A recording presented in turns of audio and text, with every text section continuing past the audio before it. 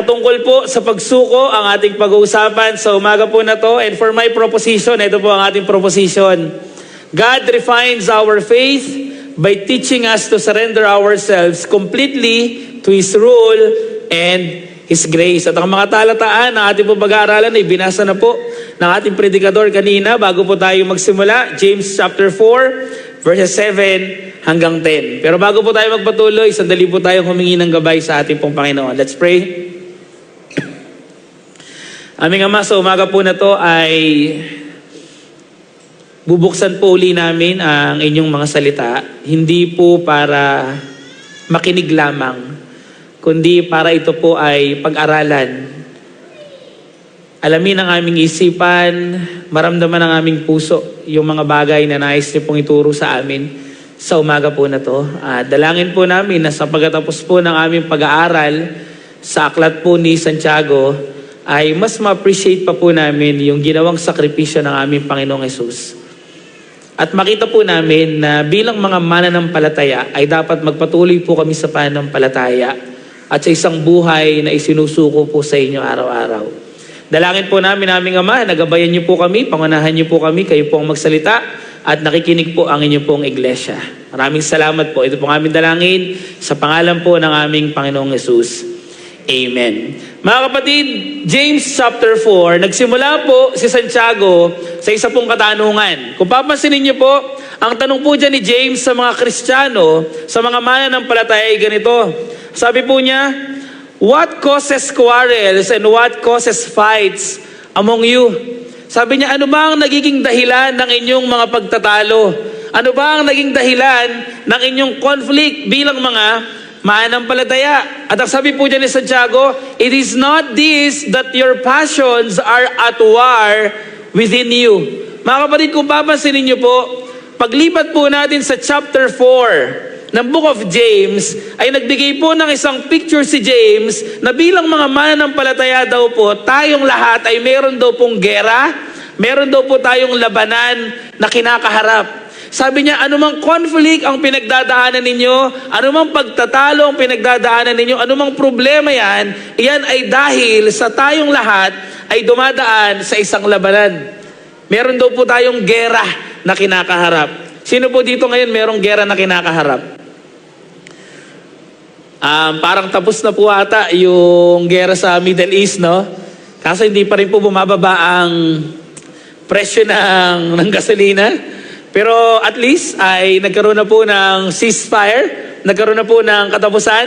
Pero tayo po, bawat mga tao, araw-araw meron po tayong gera na kinakaharap. Pwedeng sa loob ng tahanan, pwedeng sa trabaho, pwedeng sa kapitbahay, or marahil sa loob po ng ating church. At alam niyo po mga kapatid, kung titingnan po natin mabuti, sa chapter 4 ng Book of James, ay meron po tayong at least 3 uri ng gera na kinakaharap. Ano po yung 3 uri na yon? Ito po ang una mga kapatid. Yung tinatawag po nating inner war. Or ito daw po yung gera natin, ito daw po yung labanan po natin, na ang kalaban po natin ay ang ating sarili. Ito po yung away, ito po yung labanan na ang kalaban po natin ay ang ating mga laman. Tingnan niyo po ano pong sabi ni James dun sa verse 1. Ulitin ko lang po. Sabi niya doon, what causes quarrels and what causes fights among you? It is not this that your passions are at war within you.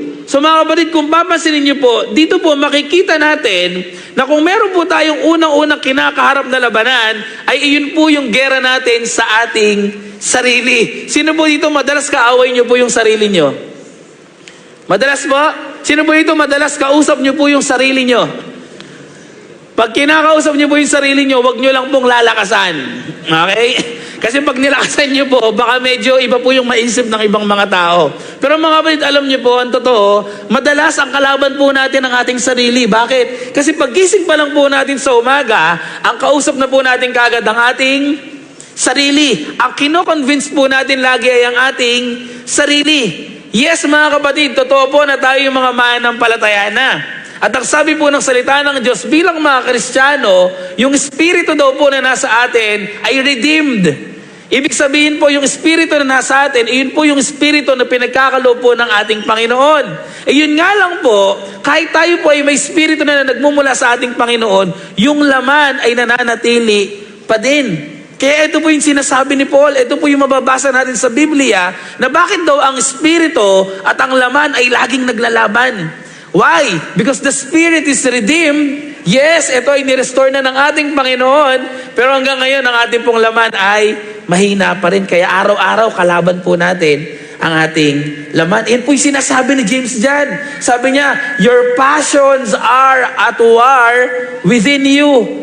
Yung atin daw pong laman, yung kagustuhan daw po natin ay madalas kumokontra sa kalooban ng ating Panginoon. Kaya naniniwala po ako, lahat po ng Kristiyano meron pong inner war. Tama po? Everyday, kalaban po natin ang ating flesh. Maliban po dyan mga kapatid, makikita po natin yung tinatawag po nating cultural war. O yung kalaban daw po natin yung mundo. O yung kultura. Pansinin nyo po same chapter 4, verse 4. Ang sabi po ni Paul dyan, sabi po ni James dyan, you adulterous people, do you not know that friendship with the world is enmity with God? Ano pong sabi ni James dyan? Kapag tayo daw po ay nakipagkaibigan sa mundo, tayo daw po ay nakikipag-away sa Diyos. Therefore, whoever wishes to be a friend of the world makes himself an enemy of God. Alam niyo po mga kapatid, tayong mga Kristiyano, tayo pong mga manampalataya, hindi po pwedeng kaibigan tayo ng Diyos at the same time, kaibigan po tayo ng mundo. Sino po dito kaibigan niyo po ang mundo? Alam niyo po, ito po yung mahirap sa kalagayan po nating mga Kristiyano. Ito din po yung sinasabi ni Jesus Christ, na habang nasa mundo tayo, it's a reality na mananatili tayo sa mundo, pero hindi po tayo taga-mundo. Alam niyo po, meron po ako narinig na preaching one time patungkol po sa pagiging kaibigan sa mundo. Sino po dito talaga yung merong mga kaibigan?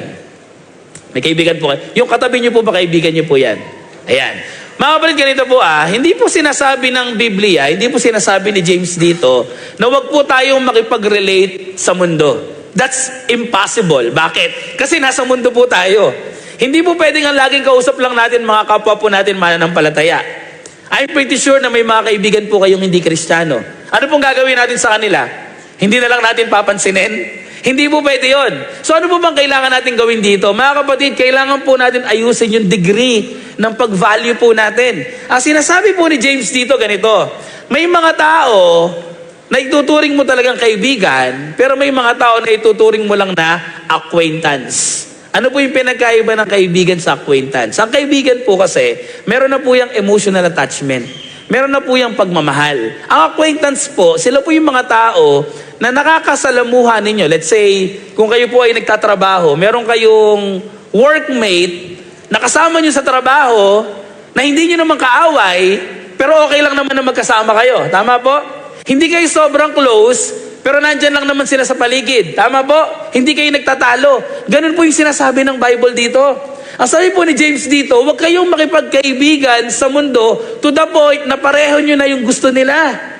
Pwede kayong maging acquaintance, pwede kayong magsama, pero ang mahal nyo pa rin ay ang ating Panginoon. At alam nyo po mga kapatid, ang hirap po ng gera na to. Bakit? Kasi kagaya po ng sinabi ko po sa inyo kanina, kultura po ang kalaban natin dito. Hindi po natin pwedeng i-disregard lang yung mga tao sa paligid natin. Hindi natin pwedeng sabihin na, pastor, maging exclusive na lang tayo. Gumawa na lang tayo ng village dito sa tabi ng katedral. Tawagin natin Cathedral Village. Na lahat ng miyembro ng katedral dito po titira. At tayo lang ang magsasama-sama dito. Bawal pumasok ang hindi miyembro ng katedral. Kapag hindi ka Christian, hindi ka pwede. Kapag hindi ka Christian, hindi kita kakausapin. Kapag hindi ka Christian, galit ako sa iyo. Mga kapatid, hindi po yun pwede. Pero ang paalala po sa atin dito, ni James, sabi niya, pwede kayong maging acquaintance, but do not be friends with the world. Bakit? Kasi ang paalala po niya, kapag naging kaibigan niyo ang mundo, ano po yung resulta nun? Magiging kaaway daw po tayo ng Diyos. Therefore, whoever wishes to be a friend of the world makes himself an enemy of God. So mga kapatid, meron pong inner war, merong cultural war, at meron pa pong pangatlo. Meron po tayong tinatawag na spiritual war. Sino po yung kalaban natin dyan? The devil. Kung papansinin niyo po kaya po pala tayong mga Kristiyano, araw-araw pagod po tayo. Alam niyo po kung bakit? Kasi araw-araw, 3 gera po yung kinakaharap natin. Meron ka ng gera na pang sarili, meron ka ng gera na pang kultura, meron ka pang gera na ang kalaban mo sino? Si Satanas. Verse 7, tingnan niyo po, sabi doon ni James, submit yourselves therefore to God, resist the devil. Sabi niya, you should resist the devil. Bakit? Kasi yung devil na yan, iyan yung isa sa mga kalaban pa natin. Iyan yung isa sa mga kaaway natin. Mga kapatid, we know Satan. We know who is Satan. Alam po natin kung ano po ang goal ni Satan. John chapter 10, verse 10. The thief comes only to kill, to steal, and to destroy. Magnakaw, manira, pumatay. Iyan po ang goal ni Satanas sa buhay po natin. Iyan po ang goal ng devil sa buhay po natin. Kaya ano po ang paalala ni James? Sabi niya, meron kang gera nakakaharapin. This is a spiritual war. Sabi niya, resist the devil and he will flee from you. Nakita po natin? Alam niyo po pala si Satanas, takot din po pala sa atin no? Takot din. Kasi pag niresist natin, sino daw po yung tatakbo? Tayo? Hindi. When you resist the devil will run away. He will flee from you. Aalis daw po siya. Bakit? Kasi mararamdaman po niya na ang kapangyarihan ay nagmumula sa ating Panginoon. So mga kapatid, dito po makikita natin na sa kahit ano pong gera, ang kinakaharap po natin, ang susi po dito ay ang pagsuko po sa ating Panginoon. Every sin is an act of rebellion and every act of faith is an act of surrender. So pastor, totoo pala na meron kaming gera na kinakaharap. 3 gera ang kinakaharap natin. Inner war, cultural war, spiritual war. Paano tayo magtatagumpay? Paano tayo mananalo sa gera na to? Mga kapatid, ang susi po, we have to surrender our lives to the Lord. Tingnan niyo po kung ano po ang sabi ni James dyan. Doon po sa mga verse na binasa natin kanina. Sabi niya, number 1, submit yourselves therefore to God. Pangalawa, verse 8, draw near to God. Verse 10, humble yourselves before the Lord. Papansinin niyo po binigay na po ni James ang susi sa katagumpayan. At ang susi po, hindi po matatagpuan sa atin. Matatagpuan lang po sa Diyos. Sabi ni James, draw near and humble yourself. Laging konektado po kanino?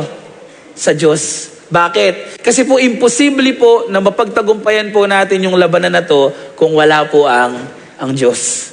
Kung tayo lang, kahit po magsama-sama pa tayong lahat, hindi pastor, hindi na natin kailangan si Lord. Magsama-sama na lang tayong mga Kristiyano. Kaya natin yung gera na to, mga kapatid. Hindi po natin kaya. Nalala niyo po yung sinabi po ni Moses sa ating Panginoon? One time, sa sobrang katigasan po ng ulo ng bayan po ng Israel, ang sabi po ng Diyos kay Moses, sabi niya, Moses, ayoko na kayong samahan. Pumunta na kayo din sa promised land, maglakbay na kayo, pero hindi na ako sasama sa inyo. Alam niyo po ano pong sabi ni Moses? Sabi po ni Moses, Lord, kung hindi mo kami sasamahan, hindi na rin kami aalis. Alam niyo po kung bakit? Kasi alam po ni Moses na hindi sila magtatagumpay kung wala po ang Diyos. So mga kapatid, ganun din po ang formula. Pastor, paano natin mapagtatagumpayan yung mga gera na yan sa buhay natin? Unang-una po mga kapatid, ang sabi po ng Bible, we must surrender ourselves to God. Dapat isuko po natin yung ating sarili. Kung ang kalaban po natin ay ang ating laman, if the enemy is the flesh, mga kapatid, wala na pong ibang kaparaanan para magtagumpay, kundi isuko yung flesh sa ating Panginoon. Yung pita ng laman, lust of the flesh, lust of the eyes, pride of life. Kailangan isuko po natin yan sa ating Panginoon. Pangalawa, sabi po doon, draw near to God. Lumapit kayo sa Diyos.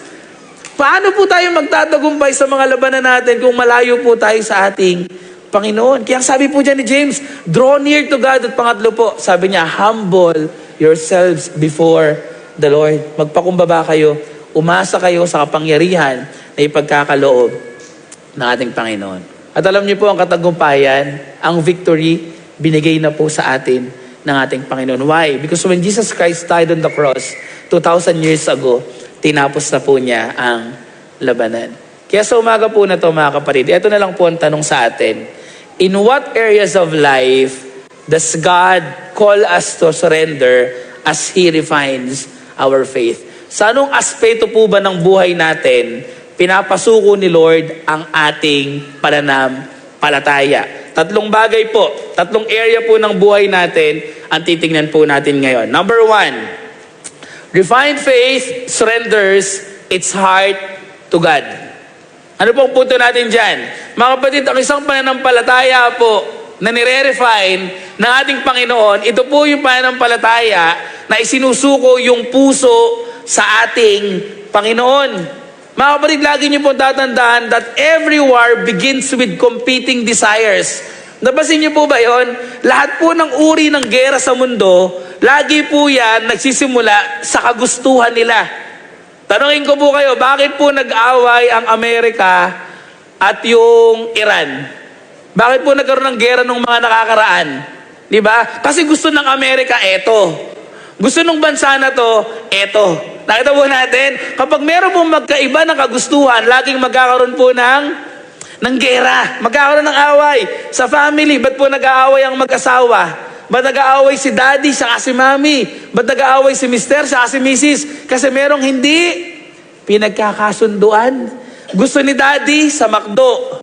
Gusto ni mami sa Jollibee. Hindi sila nagkasundo, kumain tuloy sa Chowking. Nakita po natin, basta meron pong personal desire, basta meron pong kagustuhan, pwede pong magkaroon ng gera. At mga kapatid, lahat po ng kaguluhan sa mundo, nagsisimula po yan sa competing desires. Meron tayong mga gusto na hindi po tayo magkasundo. Tingnan niyo po ano pong sabi dyan? You desire and do not have. Meron kang gusto, pero hindi mo makuha. So ano daw pong ginagawa natin? You murder.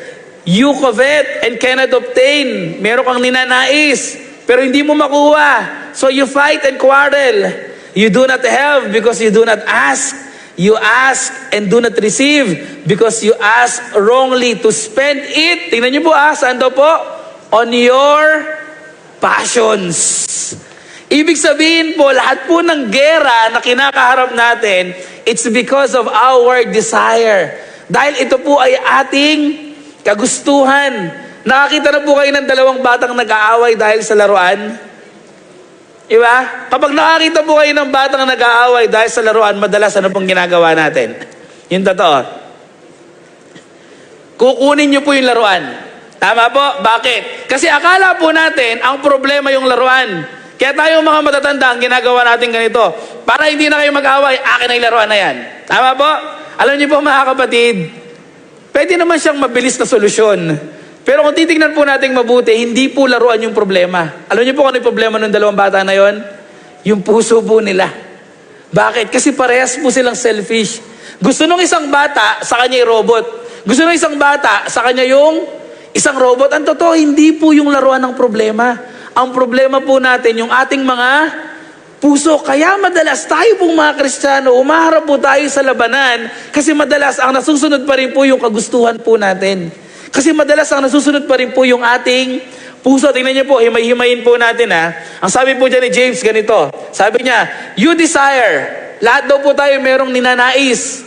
At kapag yung ninanais daw po natin na yun, hindi po natin nakuha, you desire and you do not have, ano daw pong ginagawa ng tao?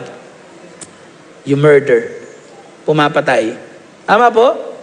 Kapag yung mga tao po nagalit at gustong makagante, hindi nila makuha kagad yung justice, ano pong ginagawa ng mga tao? Pumapatay. Nakita po natin? So talagang ang problema po, yung puso po natin. Kapag hindi natin nakuha yung gusto po natin, nagre-retaliate na po tayo. Alam niyo po yung mga batang nagtatantrum sa mall? Diba? Kapag nagpapabili ng ice cream, ang sabi ni mami, wala tayong pera. Kasi nagsinungaling pa si mami Kaya alam ng bata, may pera ka naman talaga. Kasi alam niyo po yung mga bata, feeling po nila hindi nawawalan ng pera mga magulang nila. Okay, yun po talaga yung mga bata. Dati yan, mami, laging may pera yan. Okay? Ang sabi ni mami, wala, hindi tayo pwedeng bumili ng ice cream. Ano pong gagawin ng mga bata? Magtatantrums. Mag-retaliate. Bakit? Hindi nila nakuha yung gusto po nila. Minsan tayo kahit matanda na, ganun pa rin kay Lord. May hinihingi ka, hindi mo nakuha. Anong ginagawa mo? Mag-retaliate. May mga tao, kailangan nila to, hindi nila nakuha, magnanakaw. May mga tao, gusto nilang gumante, hindi nila makuha yung justice, papatay. Nakita po natin, yun po sinasabi ni James dyan, you desire and you do not have. So ano daw pong gagawin natin? Papatay ka. Pangalawa, sabi niya, you covet. Meron kang kinaiinggitan. Meron kang gusto. Pero hindi mo rin makuha, you cannot obtain. Ano daw po yung ginagawa natin? Nang aaway na lang tayo. Ama po, may mga ganyan pong tao Naiinggit na lang po dun sa achievement ng iba, pero ang totoo gusto nila sila meron. Diba? Halimbawa, yung anak nung kapatid natin, nakakuha ng award. Diba? Yung anak mo hindi nakakuha ng award. Gusto mo yung award na yon para sa anak mo. Anong gagawin po ngayon ng mga tao? Ang gagawin ng mga tao, imbis na matuwa para sa tao na yon, may kipag-away na lang. Gagawa na lang ng issue. Kaya lang naman na-honor yan kasi nagbigay ng walis yung mami. Di ba nung panahon po natin, walis lang? Floor wax, bunot, makakagraduate ka na. Diba? Ma'am, ano pong gagawin ko para makagraduate ako? Sige, mag-donate ka na lang ng bunot sa ng floor wax. O po natin, di ba mga kapatid, minsan ganun tayong mga tao. Kapag naiingit tayo sa iba at meron sila at wala tayo, gumagawa na lang tayo ng issue. Nang-aaway na lang po tayo. Bakit? Kasi hindi po natin makuha yung meron yung iba. Verse 3, sabi din po ni James yan, tingnan nyo, you ask. Meron kayong hinihingi, pero hindi nyo matanggap. Bakit daw po hindi natin matanggap? Kasi mali yung motive. Sabi niya, because you ask wrongly. Mali yung paraan nyo, mali yung motibo nyo, mali lahat. Ba't ibibigay sa inyo ng Diyos? Kaya daw pong ginagawa nating mga tao, nagagalit. Nagkakaroon po ng problema. So mga kapatid, dito po makikita po natin na kung gusto po talaga natin na magtagumpay sa mga labanan po natin sa buhay, ang unang-unang bagay na kailangan po natin gawin, isuko po natin sa Diyos yung mga desires natin. Isuko po natin sa Diyos yung ating puso at ipagkatiwala natin sa Kanya na, Lord, kung ano man po yung gusto ko, pero kung hindi po yun ang kalooban nyo, mangyari po ang inyong kalooban. Bakit? Kasi po mga kapatid, faith begins when we stop trying to occupy God's throne. Mga kapatid, hindi po tayo ang hari ng ating buhay. Minsan po, sinasabi natin na si Jesus Christ siya ang hari ng ating buhay, pero madalas ang nasusunod pa rin po tayo.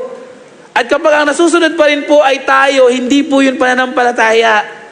Para tayo nakikipag-away kay Lord sa laruan. Alam niyo po yun? Parang yung dalawang bata kanina dun sa picture na nag-aaway, Lord, ako ang masusunod. Gusto ni Lord siya. Nakita po natin, so ano pong kailangan natin gawin? Ibigay niyo po kay Lord. Huwag niyo pong hawakan ng beat. Hayaan niyo pong si Lord ang humawak ng buhay niyo. Naranasan niyo na po yun, si Lord yung humawak ng buhay niyo. Alam niyo po kapag si Lord ang may hawak ng buhay po natin, yung buhay po natin, hindi ko po sinasabing magiging perfecto at magiging madali. Pero kapag si Lord po ang may hawak ng buhay niyo, meron po kayong kapayapaan. Pero subukan niyo po na kayo po ang humawak ng buhay niyo, magugulat na lang po kayo para po yung downward spiral. Ba't ganun, Lord? Bakit kahit anong gawin ko, parang mali? Bakit parang walang nangyayari? Kasi you are not surrendering your life to the Lord.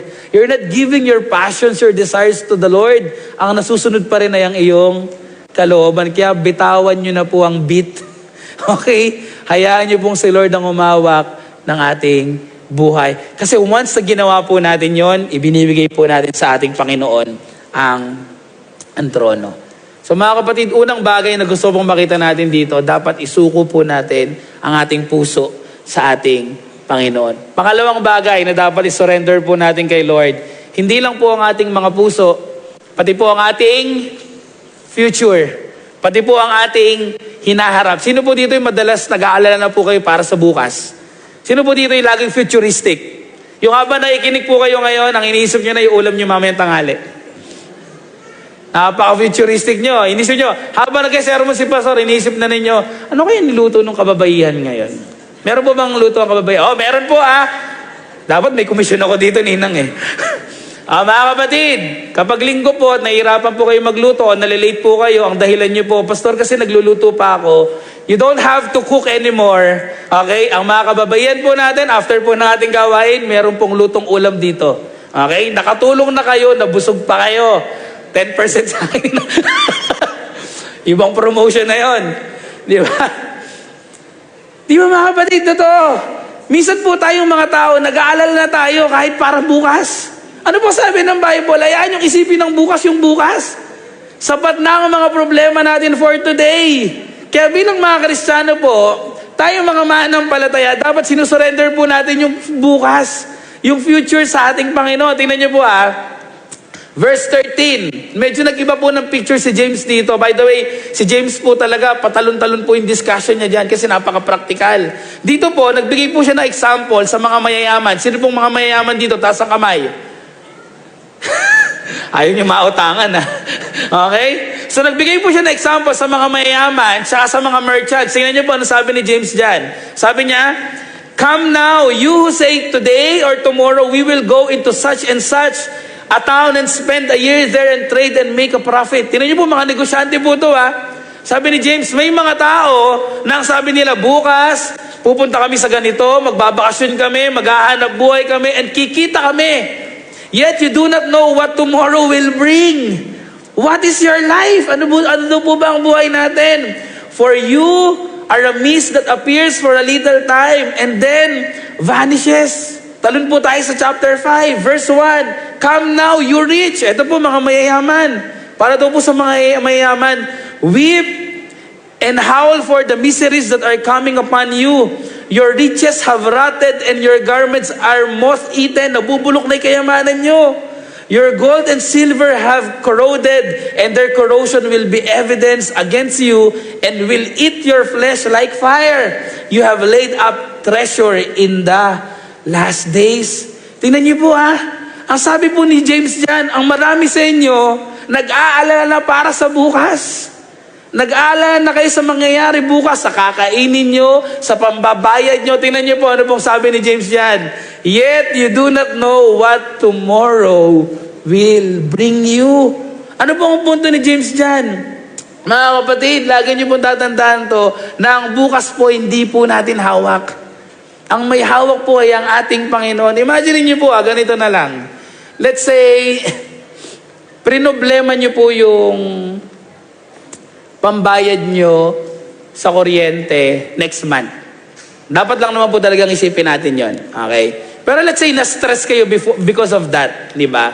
Hindi nyo po alam, mamayang gabi, babalik na pala si Lord. Ano po mararamdaman nyo? Lord, sayang naman yung stress ko. Isipin niyo po yun napagod ka, umiyak ka, nalungkot ka, kinabahan ka, ibabayaran mo pa next month yun, mamayang gabi pala, babalik na si Lord. Nakita po natin, yun po yung sinasabi ni James dyan. Ang sabi ni James, bakit nyo sobrang iniintindi yung future nyo, hindi nyo naman hawak yan. You do not know what tomorrow will bring you. At madalas ito po ang problem natin. Our problem is that we assume that tomorrow belongs to us. Akala natin yung bukas po natin, tayo ang may hawak niyan, mga kapatid, hindi po. Hindi nga po natin alam kung pagtulog natin mamaya, bukas magigising pa tayo Sino pong may hawak ng bukas natin? Ang ating Panginoon. Kaya kung tayo po talagang mga mananampalataya ay nananampalataya sa ating Panginoon, ipagkakatiwala po natin sa Kanya ang ating future. Ipagkakatiwala po natin sa ating Panginoon ang bukas. Ayan po. Sino po yung, malabo po pala yung picture. Sino po yung ganyan sa atin? Na yung security po natin nasa mga material na bagay na. Masyado po tayong natatakot for the future. Nakakala po natin, yung security natin, kaya po tayong dalhin sa kinabukasan. Diba? Minsan ganyan po yung mga tao. Naalala niyo po yung story po ni Lazarus sa kanong mayaman? Diba? Ano po yung sabi nung mayaman? Sabi doon, sobrang dami na daw pong kayamanan nung mayaman. Tapos sobrang wala na siya mapaglagyan ng kayamanan niya. Anong ginawa niya? Sabi niya, wala na ako mapaglagyan ng pera ko. Babawasan ko. Ang ginawa po niya, gumawa siya ng mas malaking kamalig. Tapos doon niya nilagay lahat ng kayamanan niya. Tapos sabi niya, hindi na ako maghihirap. Magpapakasaya na lang ako. Kakain, iinom at magpapakasaya. Ano pong sabi ni God? Sabi niya, hangal. Bakit? Ngayong gabi, kukunin ko na ang buhay mo. Nakita po ninyo? Yung tao pong hangal, nagpakabagod na magkaroon ng kayamanan, nag-ipon ng madami, kala niya may enjoy niya ang buhay, pero kinuha na siya ng ating Panginoon. Bakit? Kasi hindi po siya kayang itawid ng kayamanan sa kinabukasan. Ang makakapagtawid lang po sa atin sa kinabukasan, wala na pong iba, kundi ang ating Panginoon. Kaya mga kapatid, kung meron pong mayaman dito, i-share nyo na. Tama po ba? Sino ba yung gusto mo i-share na yung mga mayayaman yung kayamanan nila? Ayaw nyo? Ako gusto ko po. Okay. Sino ba nakatanggap ng maleta dyan? Diba? Hindi ko po sinabing hindi ko po sinabi na huwag kayong maging wise sa pag-iipon. Hindi po yun ang punto dito. Ang punto lang po, hindi po ang pera ang security natin. Kahit napakayaman mo ngayon, you don't hold tomorrow. Ang may hawak po ng bukas natin ay ang ating Panginoon. So huwag niyo pong gawing security ang inyong kayamanan. Aside from that, sino po dito? Ang security po ninyo nasa tao. Akala po ninyo yung tao yung magtatawid sa inyo. Alam niyo po yung mga tao sa paligid po natin, hindi po yan Diyos.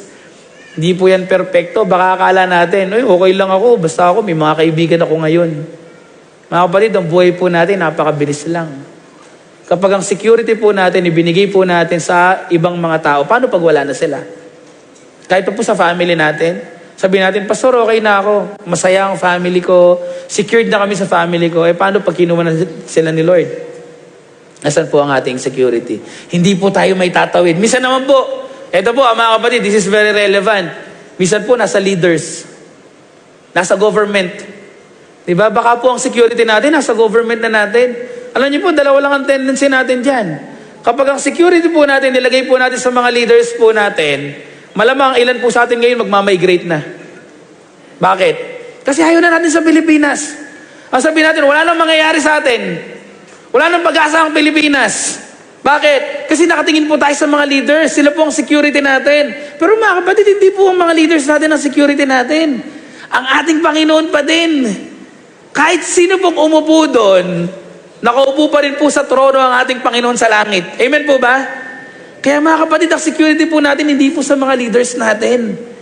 Huwag po natin ilagay dyan yan. Magulat na lang po kayo. Biglang yung mga leaders natin, biglang kumili si Lord sa buhay nila. At sila makakilala sa ating Panginoon. Pinag-pray niyo po ba yung mga leaders natin? Ano pong prayer ninyo? Baka naman yung prayer niyo po, yung precatory prayer. Alam niyo po yung precatory prayer, yung awit sa Psalms? Minsan sila David, Lord, supilin niyo yung aming mga kaaway. Ganun po ba yung prayer niyo? Lord, patayin niyo na po. Mga kapatid, hindi po kayo papakinggan ni Lord. Okay? Ano po dapat ang prayer natin? Ang prayer natin, Lord, baguhin niyo po ang puso nila. Lord, sana po makakilala po sila. Bakit? Kasi ang mga leaders po, mga kapatid, si Lord din po ang naglagay sa kanila dyan. Kapag ang prayer niyo po, Lord, sana po talaga itong leader na to, maaksidente na lang. As biglang mawala na lang. Sa tingin niyo po, papakinggan ni Lord yung prayer na yon? Hindi po papakinggan ni Lord yun. Di ba niya papakinggan yun, mga kapatid? Ano po dapat ang prayer natin?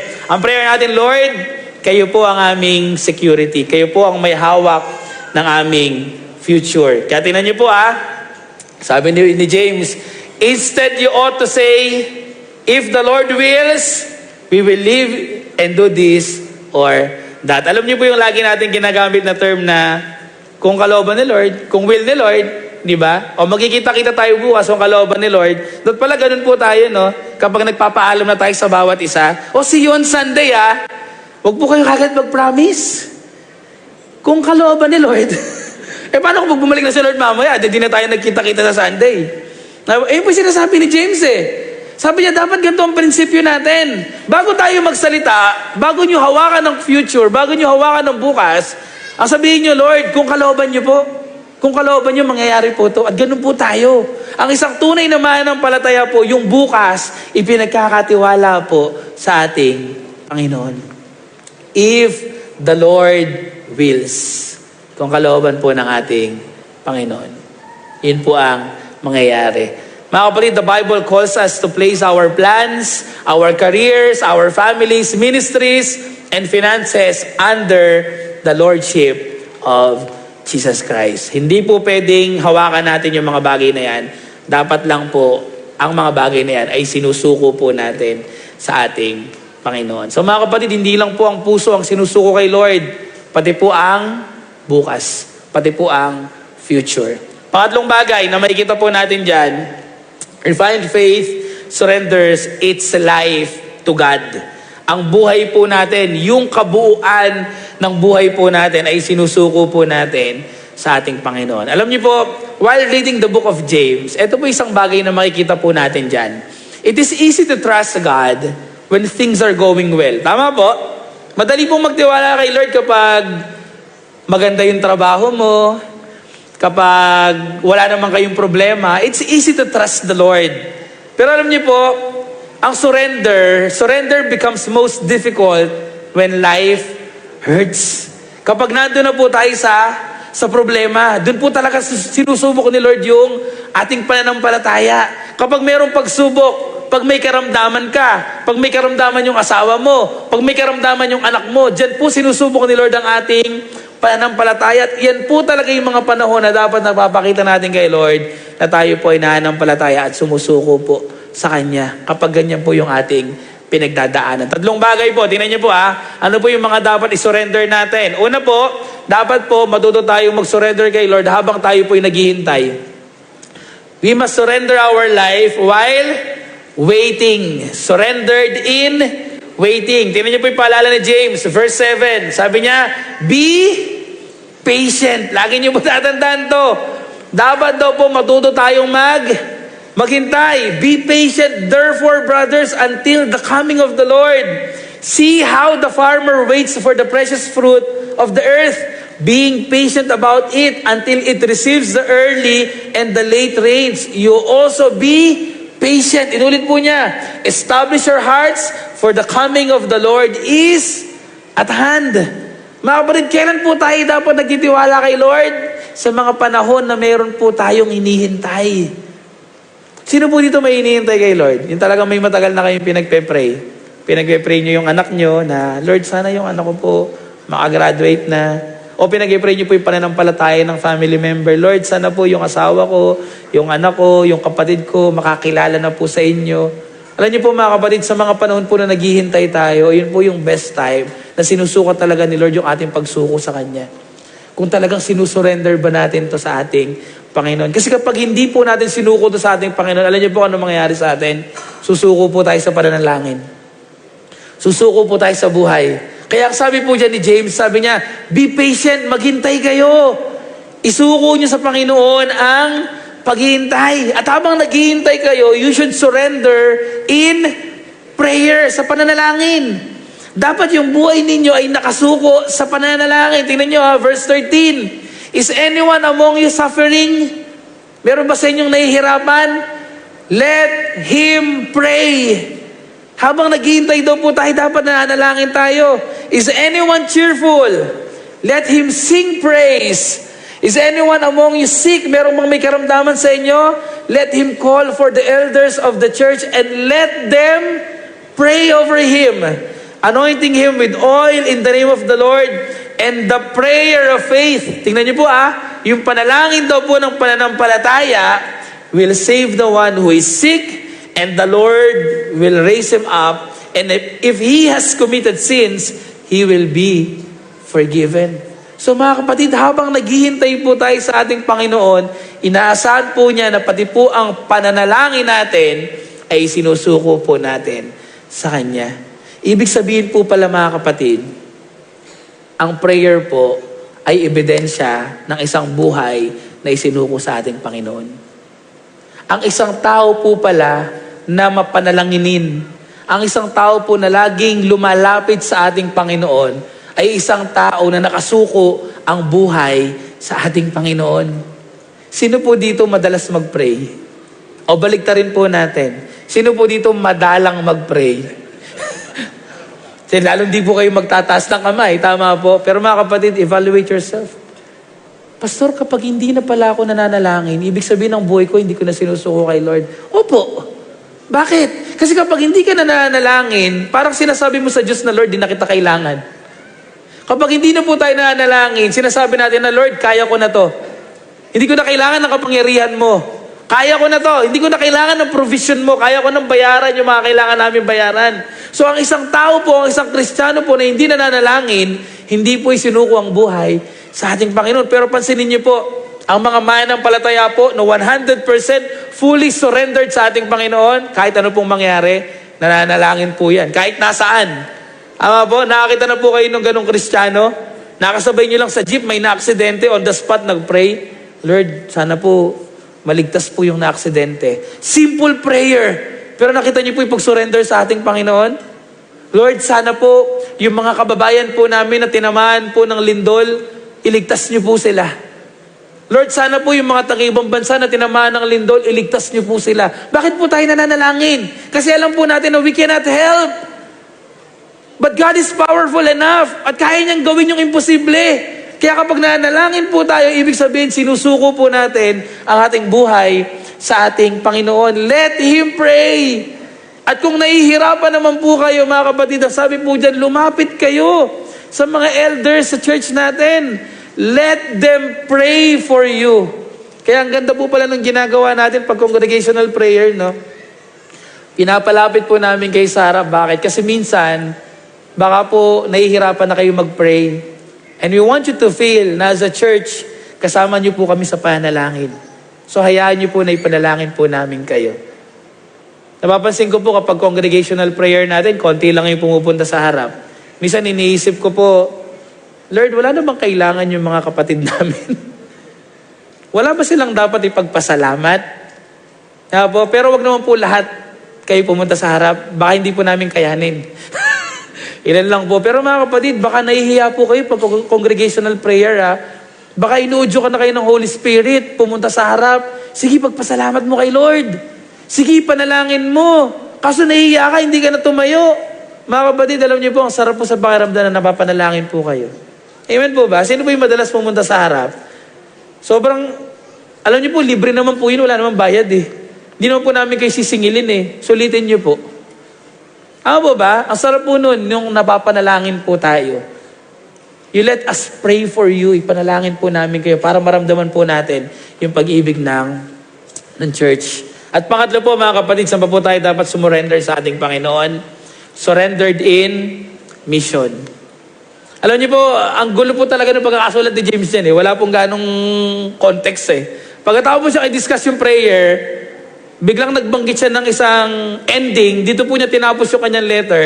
Masinin niyo po, dito niya tinapos. Verse 19 ng chapter 5. Out of nowhere, naalala po bigla ni James, yung mga kapatid po na naligaw. Kanina bilang, sabi niya, ipag-pray niyo yung bawat isa. Tapos sabi ni James, ay, nakalimutan ko nga pala, kung may mga kapatid kayong naliligaw, alalayan ninyo. Tingnan niyo, sabi po ni James dyan, my brothers, if anyone among you wanders from the truth, and someone brings him back, let him know that whoever brings back a sinner from his wandering will save his soul from death and will cover a multitude of sins. So dito mga kapatid, meron pong mission na pinapagawa sa atin si Lord. Yung mga kapatid daw po natin na naliligaw pa at nawawala, dapat daw po nating hanapin at abutin. Naalala niyo po yung ginamit na picture ni Jesus Christ sa Luke, na kung meron daw pong isang pastol at meron siyang 100 tupa, nawala yung isa. Ano daw po yung gagawin ng pastol na yon? Iiwanan yung 99 para hanapin lang po yung isa. Alam niyo po sa totoo lang, every time na na-encounter ko po yung picture na yun na binigay ni Jesus Christ, para po talaga sa akin medyo irrational eh. Tama po? Ba't niyo po iiwanan yung 99? Paano kapag balik nyo, nakuha nyo nga yung isa, 10 naman yung nawala? Ano po ba? Ano po ang point ni Jesus Christ? So, nang sinabi po ni Jesus Christ, hindi po sinabi ni Jesus Christ na iwanan nyo yung church. Hindi. Mahal nyo ang church, pero hanapin nyo yung mga nawawala. Nakita po natin, ang punto-punto ni Jesus Christ, kung talagang nagmamahal kayo and you care for other people, hindi tayo makukontento na tayo lang po yung nandito. Napapansin nyo po ba minsan yung mga kapatid natin na madalas ng absent? Napansin niyo po ba, wala na po tayong pakialam? Mga kapatid, hanapin po natin sila. Puntahan po natin sila. Bakit? Kasi yun po yung misyon na ibinigay po sa atin ng ating Panginoon. Sabi dyan ni James, sabi niya mga kapatid, sa panghuli, as I end, sabi po ni James, bago ko tapusin ang sulat ko sa inyo, naalala ko lang, yung mga kapatid nga pala nating nawawala, yung mga kapatid natin na naliligaw, hanapin niyo sila. At ang sabi po doon, it's very rewarding. Sabi po doon, let him know that whoever brings back a sinner from his wandering will save his soul from death and will cover a multitude of sins. Don't take it literally na parang, ibig sabihin, pastor, exempted na ako sa kasalanan. Hindi naman po ganun. Ang sabi po ni James yan, merong reward na nagmumula sa ating Panginoon. The Lord will reward you kapag ginawa mo yon. Mga kapatid, refined faith does not merely focus on itself. It cares for others. Ang isang tunay pong pananampalataya, hindi po nakafocus lang sa ating sarili. Meron po tayong pakialam sa ating mga kapatid. So mga kapatid, sa umaga po na to, 3 pagsuko lang po yung hinihingi sa atin ng ating Panginoon.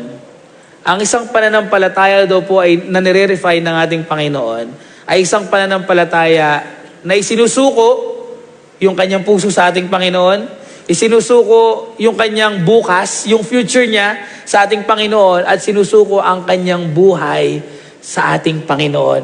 Faith that surrenders. At alam niyo po, ako po personally, na-enjoy ko po yung ginawa po natin pag-aaral sa James. Na-enjoy niyo po ba? Ang dami po nating natutunan. Napaka-practical po talaga ng James. Sobrang practical po. Sobrang ang dami natin pwedeng tignan. Pero mga kapatid, gusto ko pong ibigay sa inyo yung paalala na to. That the goal of refinement is not merely stronger faith. Ano daw po ang goal natin?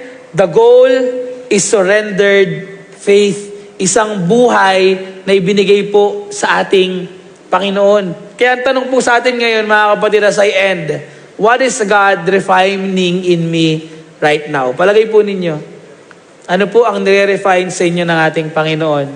Is it your heart? Is it your future? Is it your life? Saan ba po tayo dapat may isuko sa ating Panginoon? Kung tunay naman ang palataya po tayo, mga kapatid, we should surrender our desires, our pride, our affections to the Lord. We should surrender our plans, dreams, and tomorrow, our future to the Lord. And we should surrender our will, our mission, and our everyday life para po sa ating Panginoon. At alam niyo po, mga kapatid, si James is not merely giving us a list of commands. He is pointing us ultimately to Jesus Christ. Alam niyo po, hindi lang po tayo inutusan ni James na manampalataya sa ating Panginoon. Sa ginawa po nating pag-aaral sa aklat po ng Santiago, sana po mas nakita po natin yung finished work ng ating Panginoong Hesus. Sana dinala po tayo nito dun sa author at yung perfecter po ng ating faith. Sino po yon? Si Jesus Christ. Mga kapatid, we started with faith at magpapatuloy po tayo sa pananampalataya. At hindi lang po ang goal natin dito tumatag at lumakas ang ating pananampalataya. No. Ang goal po ng faith natin, dalin po tayo dun sa author and perfecter of our faith, ang ating Panginoong Hesus. Bakit? Kasi si Jesus Christ po, siya po faith under pressure. Pero naging victorious po ang ating Panginoon.